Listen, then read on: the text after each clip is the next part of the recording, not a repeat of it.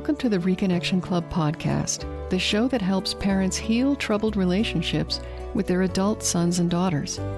I'm your host, psychotherapist Tina Gilbertson. Each week, I'll offer you compassion, clarity, and personal development tips designed to help you reconnect, not only with your child, but with yourself. Now let's get started. Parents who join the Reconnection Club feel disconnected from their adult children and or grandchildren, and they want to reconnect. And some of those parents are aware of also feeling disconnected to some degree from themselves.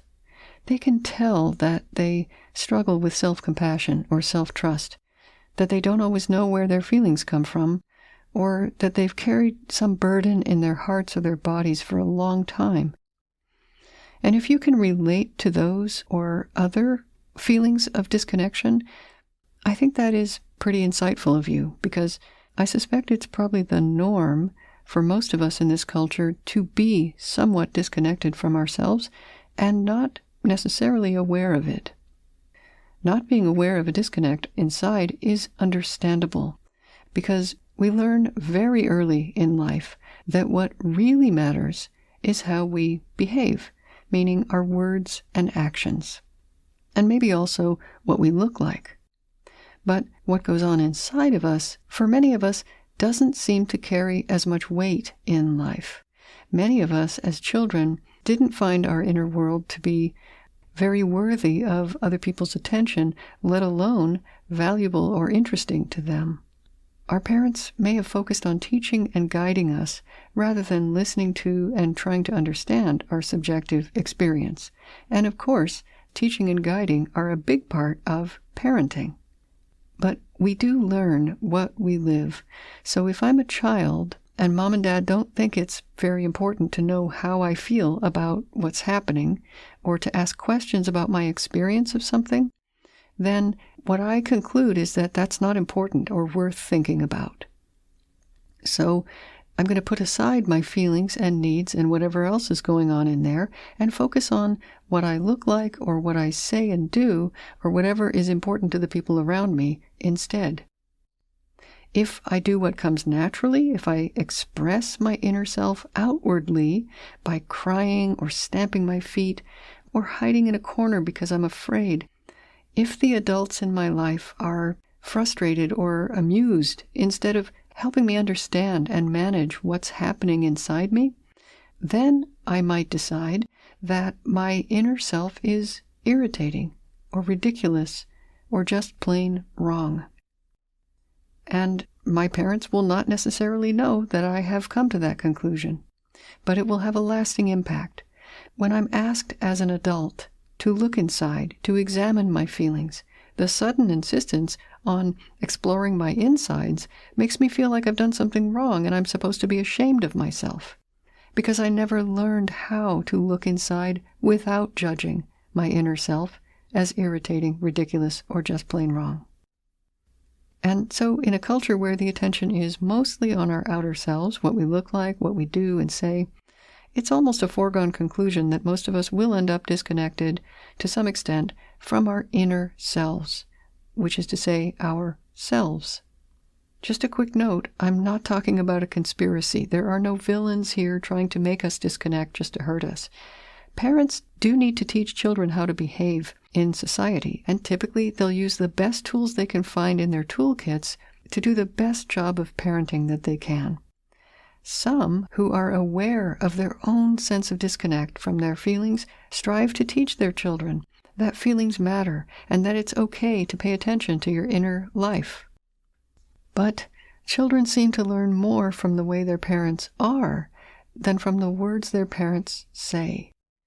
So even children who've been encouraged to acknowledge and feel their emotions by conscientious but disconnected parents, they can still learn to disconnect from themselves by example.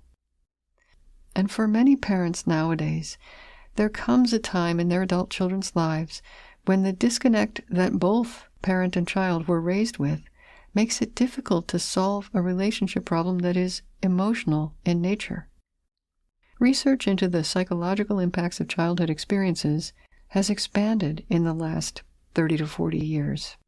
Emotional intelligence, a term coined around 1990, has emerged as a crucial set of skills for managing relationships.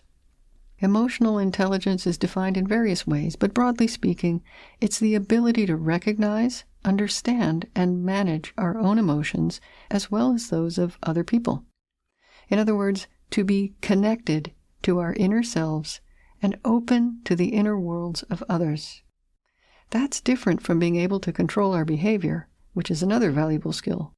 It's possible to be very well behaved and well-intentioned and not be high in emotional intelligence. Remember, it's about not just managing emotions, but recognizing and understanding them. And those skills tend not to be valued in the culture at large, so they're harder to develop spontaneously. Hence the need to reconnect with our inner world and become fluent again in our native language, the language of emotions. This helps us better understand ourselves, which in turn facilitates two useful tools for relationship repair. One, separate what's ours in a given interaction versus what belongs to the other person. And two, identify emotions and their causes in ourselves and potentially others as well. It's really hard to solve relationship problems with emotional components without a strong connection to our own emotional machinery. And if you're 60 years old and you had to disconnect from your emotions as a small child because you had nowhere to go with them, and that's true for so many of us, it's been long enough now that you might not remember what it felt like to be intimately and fearlessly connected with all of your emotions. Connected with certain parts of yourself, or connected with your ability to tolerate emotions and recover from them. Reconnecting with yourself through bodywork, therapy, prayer, meditation, trauma treatment, etc., can be painful and difficult work. Any tears that we had to swallow decades ago may still be waiting to be shed. But until we collect and embrace the parts of ourselves that we had to disconnect from long ago, we can't be 100% available for a secure, prolonged connection with anyone else, not even our own children or grandchildren, because we can't be more connected with anyone than we are with ourselves. And we cannot offer emotional safety if we're not in touch with the fact that we don't feel entirely safe ourselves emotionally. That's why the open secret of the Reconnection Club is that the most important reconnection begins with you, the parent, nurturing that foundational relationship with yourself so that when your adult child or children are ready to reconnect, maybe after doing some reconnecting of their own with themselves, they'll find there's more to you now than when they left, more of the original you to connect with and hold on to as you both continue to heal and grow. If you have no idea what I mean when I talk about reconnecting with yourself, or if you would like some help with one way of doing that, consider reading my first book, Constructive Wallowing.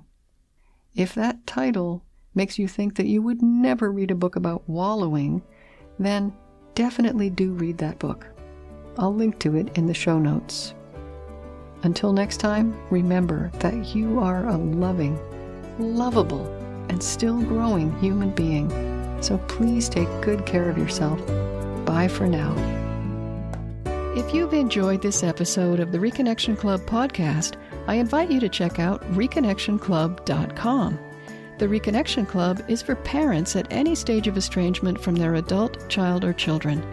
So whether you've just realized there's trouble between you, you've been living with estrangement for years, or you're newly reconciled but still walking on eggshells, the Reconnection Club is your essential resource for information, support, and continued personal growth. With our courses and workshops, expert interviews, monthly Q&A calls, and a friendly, active community, the Reconnection Club is a wonderful place to be for anyone suffering the pain of estrangement from an adult, child, or children. So check it out at ReconnectionClub.com.